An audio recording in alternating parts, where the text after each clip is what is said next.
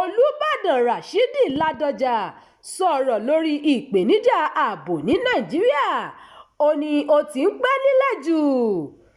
Olúbàdàn ti ilẹ̀ Ìbàdàn Ọba Rasheed Adéwọ̀lú Ládọjà ti bu ẹnu àtẹ́ lu bí ìṣòro ètò ààbò ṣe ti ń bá orílẹ̀-èdè Nàìjíríà fúnra fún ìgbà pípẹ́. Ọba Ládọjà sọ èyí nígbà tó ń sọ̀rọ̀ níbi ètò ayẹyẹ ọdún 43 ìdásílẹ̀ ilé-iṣẹ́ ìròyìn Daily Trust Dialogue tó wà nílùú Àbújá lọ́jọ́bọ̀. Olúbàdàn ní àlejò pàtàkì níbi ayẹyẹ náà nígbà tó ń fèsì sí ọ̀rọ̀ mínísítà fún ọ̀rọ̀ òkè òkun pé ìṣòro ètò ààbò ní Nàìjíríà fi síbì kan ju ibì kan lọ. Ọba Ládọjà ní ìṣòro yìí ti wà fún ìgbà pípẹ́. Bí ẹ kò bá gbàgbé, mínísítà fún ọ̀rọ̀ ilẹ̀ òkèrè lórílẹ̀‐èdè Nàìjíríà Tugar ti kọ́kọ́ ṣàlàyé nínú ìfọ̀rọ̀wérọ̀ pẹ̀lú ilé-iṣẹ́ ìròyìn ilẹ̀ òkèrè kan pé ìṣòro ètò ààbò tó ń bá Nàìjíríà fínra jẹ́ èyí tó pọ̀ síbì kan ju bìkan lọ tí àwọn èèyàn láti ìta sì ń fi ojú tí kò dáa wo orílẹ̀-èdè Nàìjíríà. Mo gba ọ̀rọ̀ tó sọ, ṣùgbọ́n ó ti ń pẹ́ jù. Kò sí ẹnikẹ́ni tó ń gbé pẹ̀lú ìfọ̀kànbalẹ̀. A kò mọ ibi tí ìkọlù yóò tún ti wáyé. Olúbàdàn ṣàlàyé bẹ́ẹ̀. Olúbàdàn fi kún pé kò yẹ kí ìjọba fi ojú ọ̀rọ̀ ẹ̀sìn wo ìṣòro ètò ààbò tó ń bá Nàìjíríà fínra.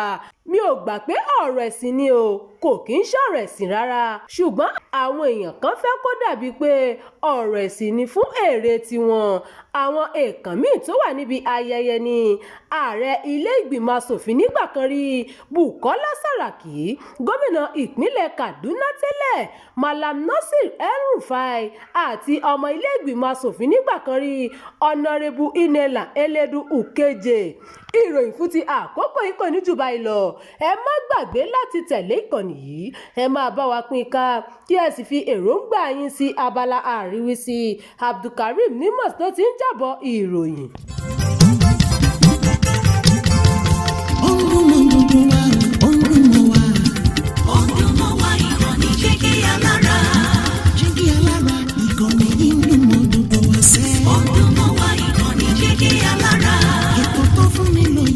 Ètò tó wà ní lọ́yẹ̀ wà ń bẹ̀. Ọdún mọ́ wa ìkànnì jẹ́ kí a lára. Ìròyìn lóríṣiríṣi tàbí mọ bó ṣe ń lọ láwùjọ. Ọdún mọ́ wa ìkànnì jẹ́ kí a lára. Ìkànnì jẹ́gẹ́ a lára. Jẹ́gẹ́ a lára. Jẹ́gẹ́ a lára.